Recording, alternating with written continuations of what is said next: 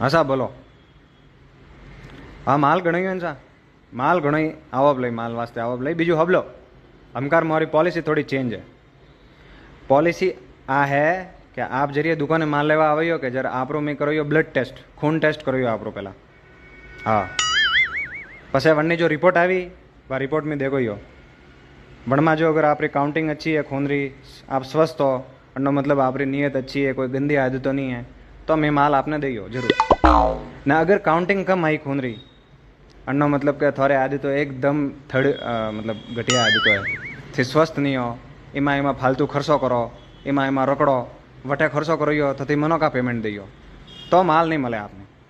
हाँ आ एकदम नवी पॉलिसी है न मैं आ फॉलो कर रहा बी स्टेप ले कोई भी शो करता मोरे मन कोई लेणु देणु नहीं। हाँ तो देखो माल साजे तो थे आवे दुकान तो मैं पिचकारी घाले ने तो मारो मतलब इंजेक्शन थी वो खून टेस्ट वो खून काढ़े में टेस्ट करो।